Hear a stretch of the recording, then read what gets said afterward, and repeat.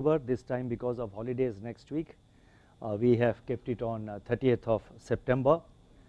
As you are aware, this process of the governor making a statement started on March 27th when we entered the period of the pandemic, and thereafter we have continued with this practice because we have been confronted with, the world has been confronted with one crisis after the other, and this statement by the governor RBI, where we spell out the details of RBI's assessment of domestic and global situation, I think is an useful communication tool for all the stakeholders and members of the public. That is the feedback we have received. Thank you for all your patience and cooperation in listening to our communication, and please permit me now to go ahead with this time's statement. In the last 2.5 years, the world has witnessed two major shocks: the COVID-19 pandemic and the conflict in Ukraine. These shocks have produced profound impact on the global economy.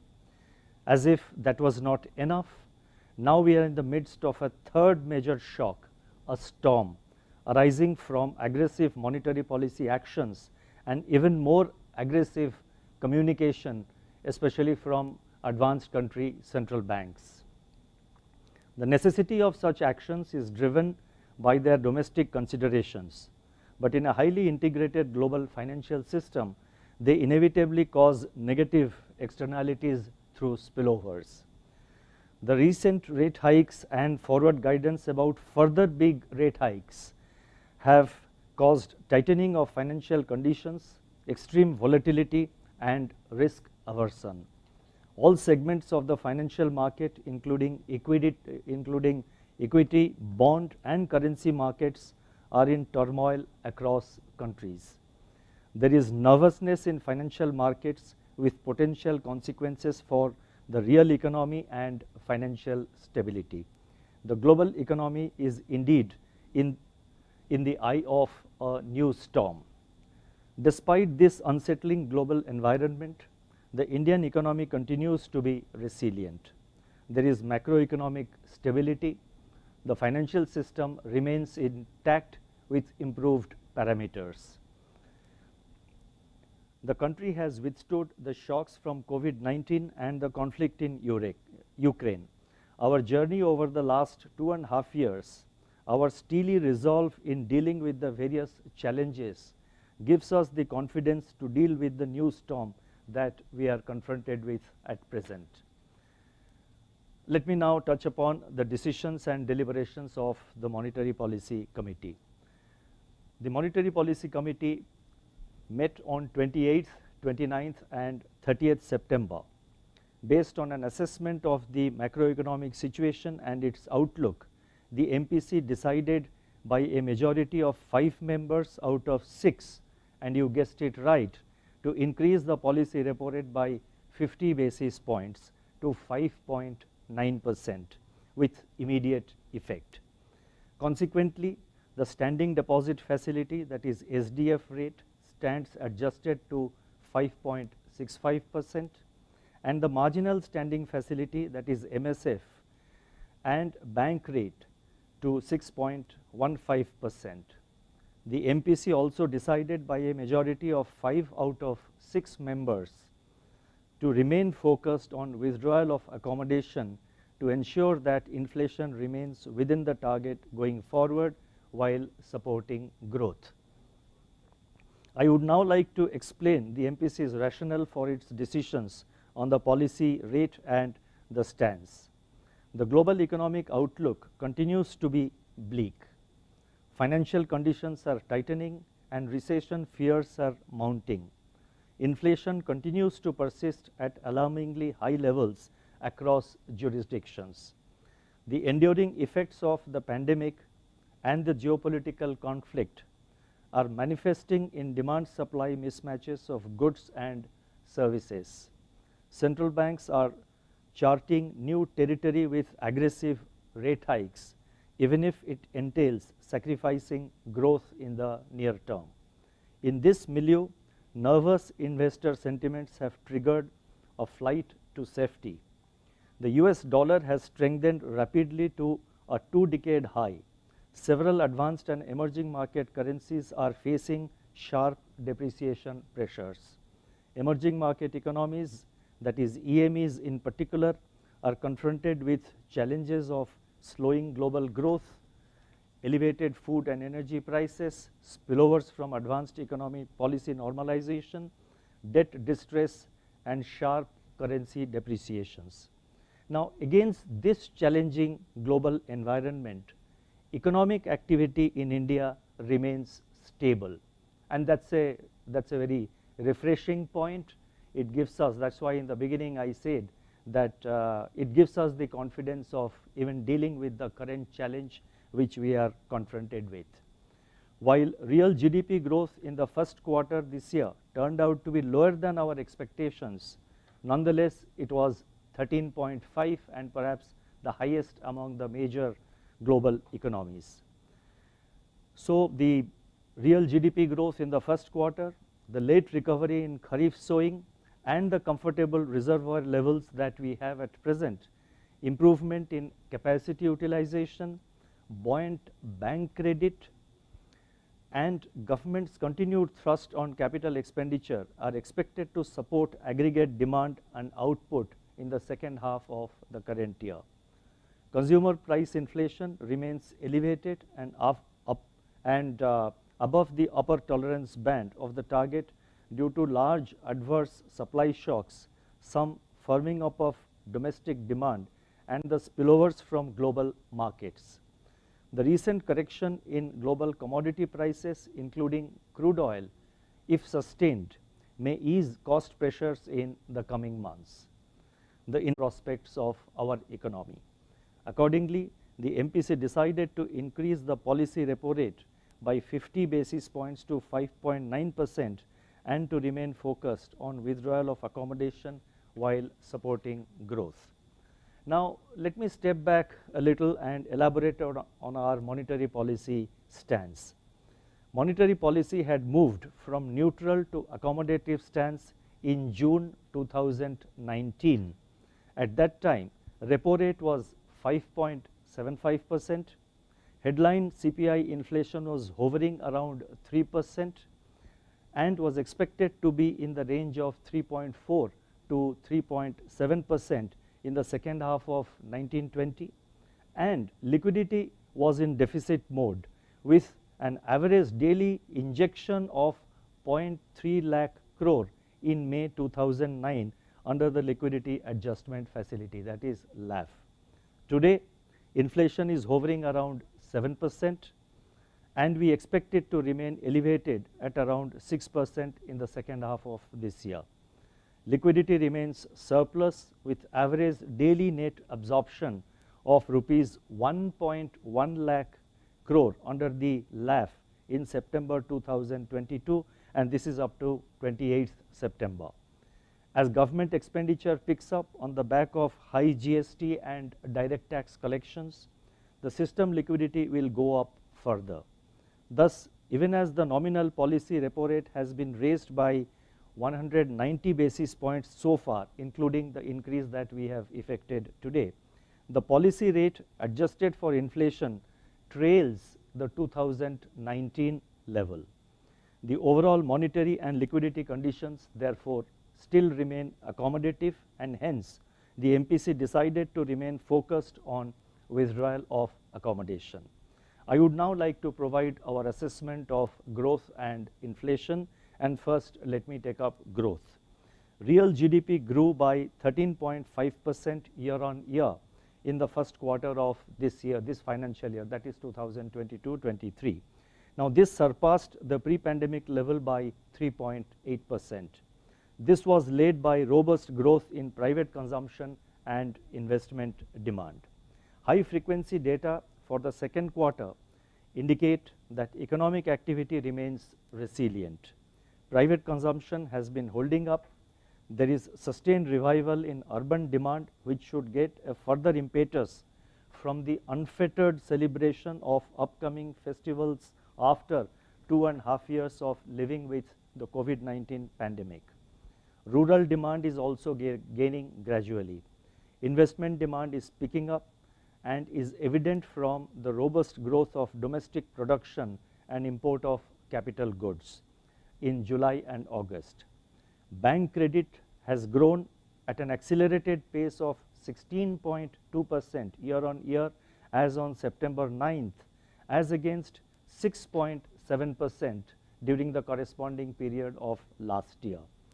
Total flow of financial resources from banks and non-banks to the commercial sector has improved significantly to rupees 9.3 lakh crore in this financial year so far, that is up to September 9th, from 1.7 lakh crore in the corresponding period of last year. So this year the flow of commercial resources is 9.3 lakh crore compared to last year figure of 1.7 lakh crore for the same period.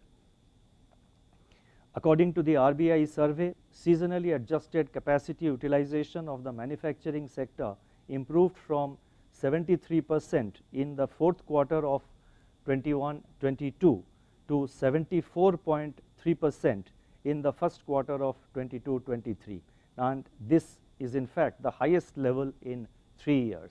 Last time I had given that the decline, I had given the unadjusted capacity utilization which had improved. That's what I had stated in the last monetary policy meeting, but I think it's always better that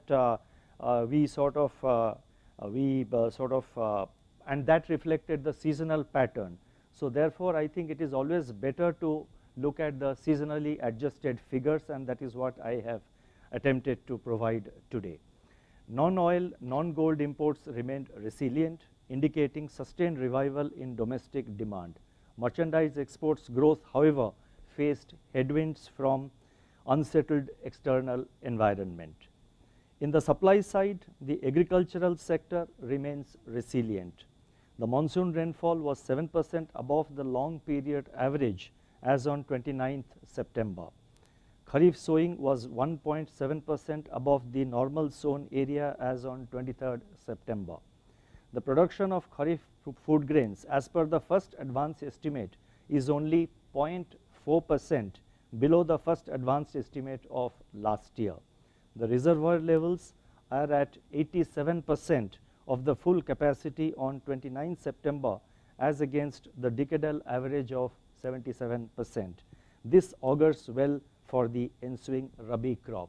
Now we decided to provide all these numbers so that there is clear communication about where exactly we stand in the agricultural front.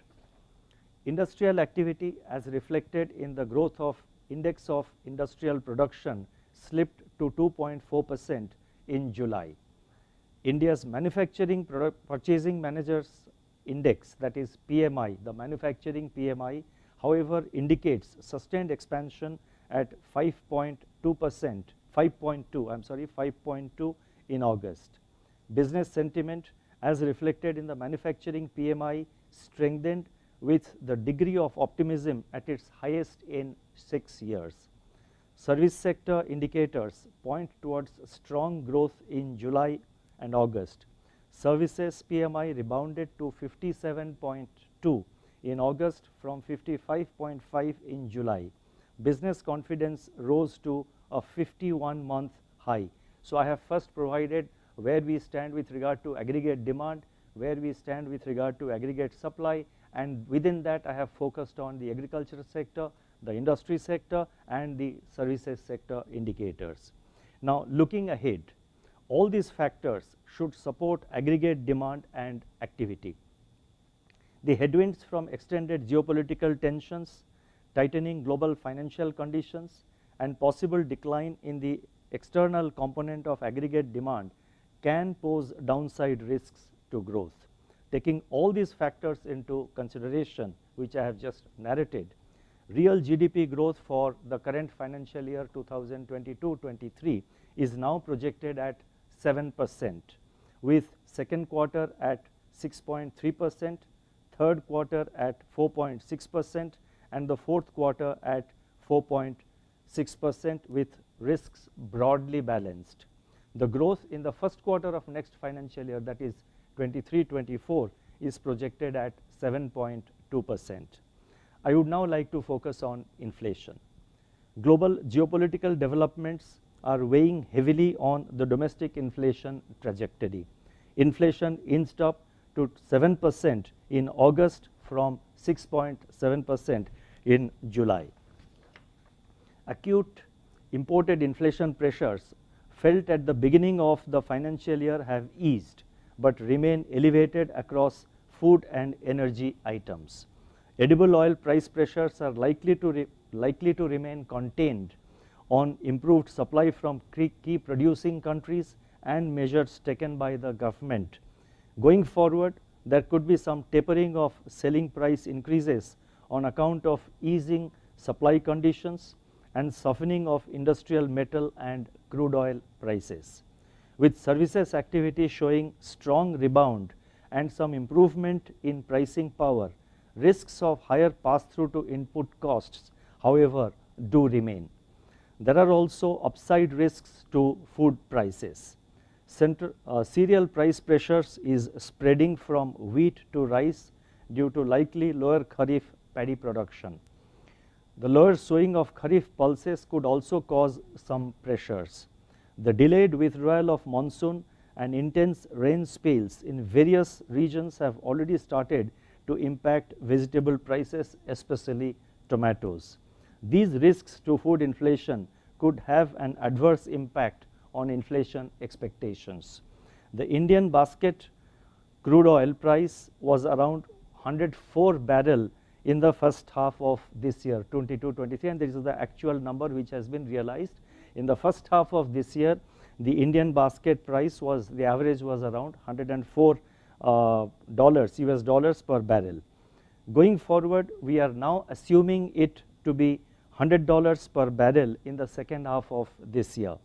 Taking into account these factors, the inflation projection is retained at 6.7% for the current year, with second quarter at 7.1%, third quarter at 6.5%, and fourth quarter at 5.8%, with risks evenly balanced. CPI inflation is projected to further reduce to 5% in the first quarter of next financial year, that is 23-24. The extraordinary global circumstances that caused the heightened inflationary pressures have impacted both advanced economies as well as the emerging market economies. India is, however, better placed than many of these economies. If high inflation is allowed to linger, it invariably triggers second order effects and unsettles expectations.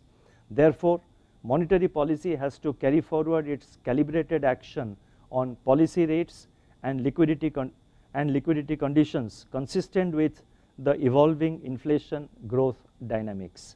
It must remain alert and nimble. I would now like to focus on the liquidity and financial market conditions.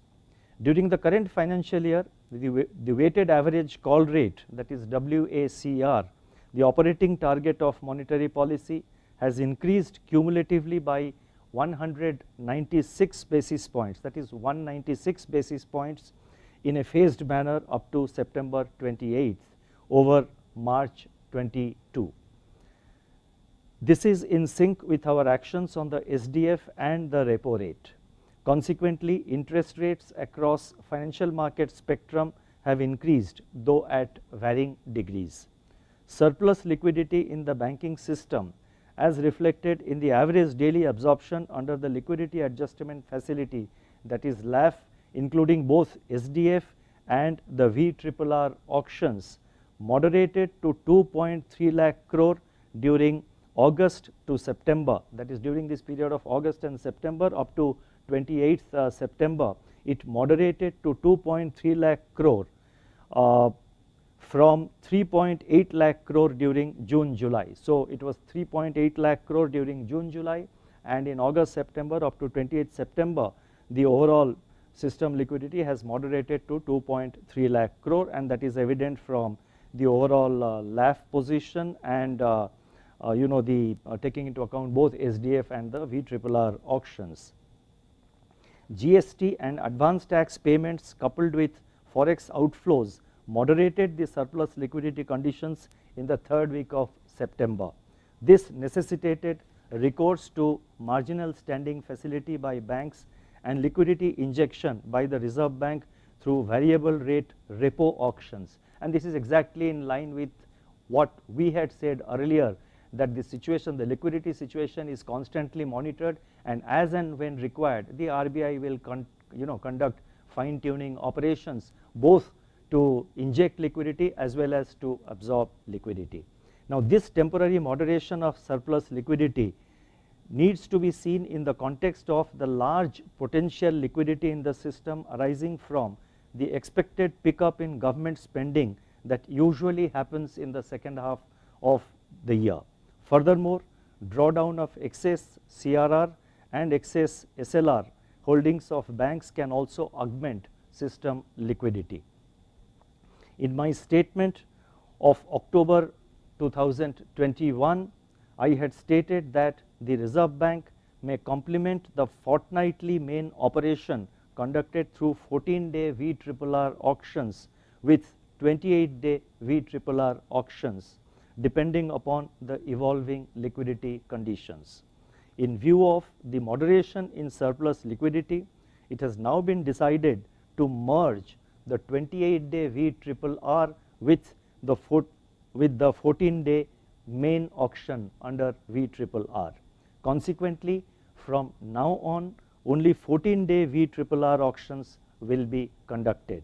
And as I just mentioned a little while ago, fine-tuning operations of various maturities for absorption as well as injection of liquidity will continue as may be necessary from time to time. During the current financial year up to September 28, the US dollar has appreciated by 14.5% against a basket of major currencies. This has caused turmoil in currency markets across the world. The movement of the Indian rupee has, however, been orderly compared to most other countries. The Indian rupee has depreciated by 7.4% against the US dollar during the same period, that is from 1st April of this year to the date which I just mentioned, that is up to 28th September. So while the US dollar has appreciated by 14.5%, the Indian rupee has depreciated in a very orderly manner to by 7.4%. And consequently, it is evident that the Indian rupee has fared much better than several reserve currencies as well as many emerging market and Asian peers. A stable exchange rate is a beacon of financial and overall macroeconomic stability and market confidence. In recent days, there have been divergent views on the exchange rate of the rupee and the adequacy of our Forex reserves. Let me set out the overall position once again. First, the rupee is a freely floating currency and its exchange rate is market determined. Second, the Reserve Bank does not have any fixed exchange rate in mind. The Reserve Bank intervenes in the market to curb excess volatility and anchor expectations.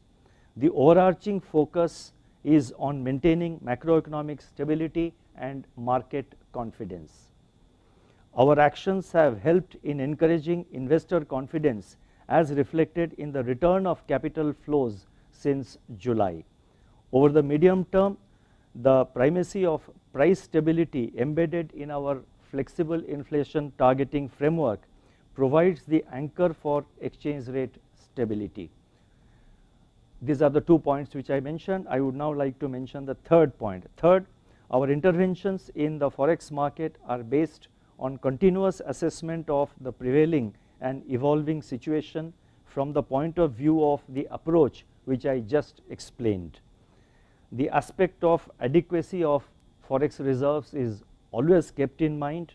The umbrella, as I had said earlier, continues to remain strong. During the pandemic, forward guidance gained prominence in Reserve Bank's communication strategy. This was helpful in anchoring market expectations. In a policy tightening cycle, however, it is arduous to provide consistent forward guidance, particularly in a highly uncertain environment. In fact, forward guidance may even destabilize financial markets. Questions are often asked about the peak and terminal rates in a rate hiking cycle or in a rate tightening cycle.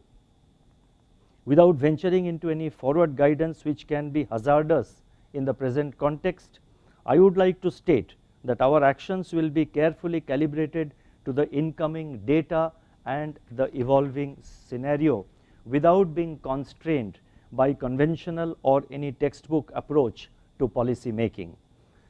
Let me now focus on the external sector.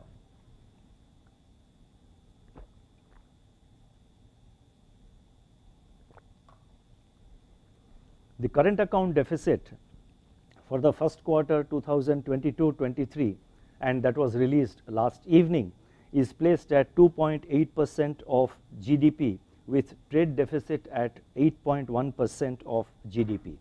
Various leading indicators including global PMIs point to weakening of global growth momentum and downside risks to global trade. India's import growth, though decelerating, outpaced the export growth. Consequently, the trade deficit remained high in July and August.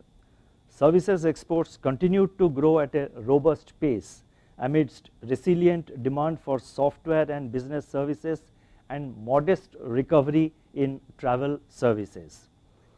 On a balance of payment basis, that is on a BOP basis for which data were released yesterday, exports of services grew at a robust pace of 35.4% year on year during April-June this year.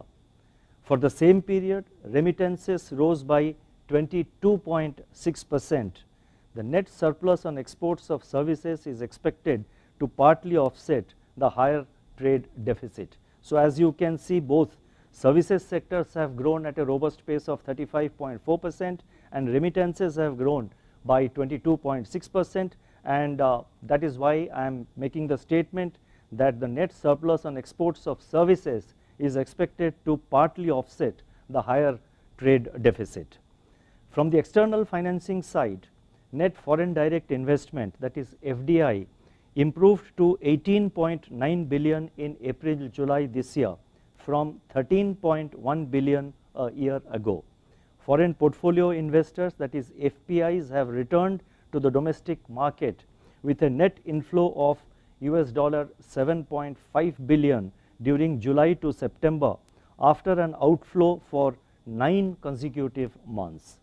India's foreign exchange reserves now stand at $537.5 billion as on September 23rd, and this compares favorably with most peer economies.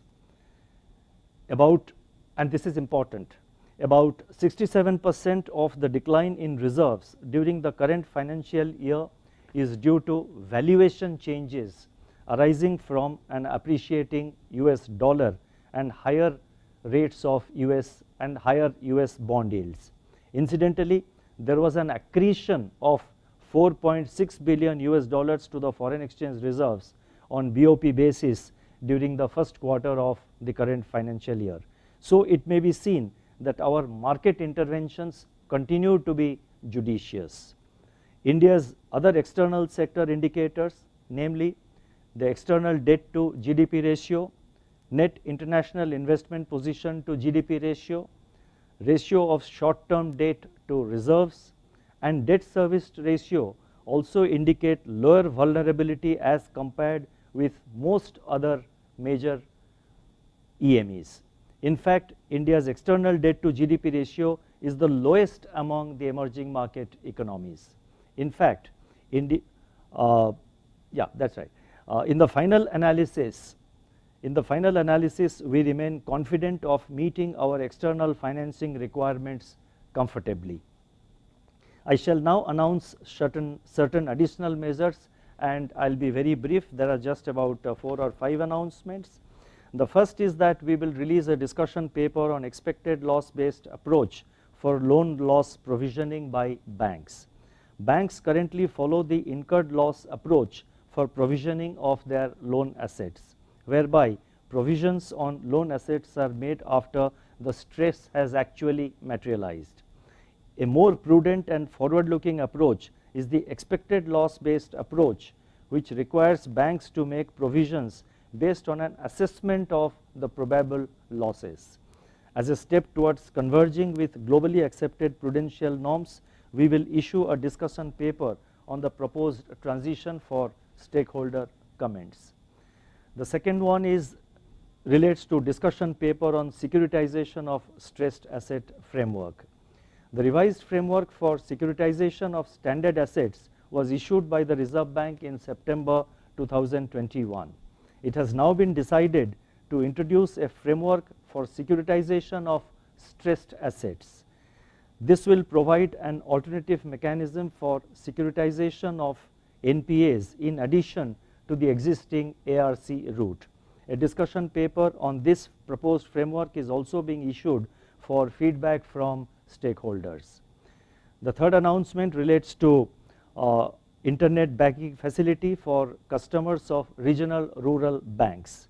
Regional rural banks, that is RRBs, are currently allowed to provide internet banking facility to their customers, subject to fulfillment of certain criteria. Keeping in view the need to promote the spread of digital banking in rural areas, these criteria are being rationalized. The revised guidelines will be issued separately. And the final announcement relates to regulation of offline payment aggregators. Online payment aggregators have been brought under the purview of the Reserve Bank guidelines since March 2020. It has now been proposed to extend these regulations to offline payment aggregators who handle proximity or face-to-face transactions. This measure is expected to bring in regulatory synergy and convergence on data standards. Let me now conclude. Daunting challenges confront us at this juncture. The underlying fundamentals of our economy and the buffers built over the years have stood us in good stead. We have taken a series of measures since April 2022, that is in the aftermath of the commencement of the conflict in Ukraine and the kind of spillovers and the global impact it produced. We have taken a series of measures thereafter since April 22 in the backdrop of, as I said, geopolitical tensions, sanctions and supply chain disruptions. We will remain resolute and persevere in our efforts to ensure price stability as well as financial stability while supporting growth. Our policy actions today is a part of our continued efforts in pursuit of these goals. As we celebrate Mahatma Gandhi's birth anniversary in another 2 days, I conclude my statement with Mahatma Gandhi's insightful words, and I quote, "We are wakeful, ever vigilant, ever striving," unquote. Today, despite the gathering clouds over the global economy, the Indian economy inspires optimism and confidence. Thank you. Namaskar.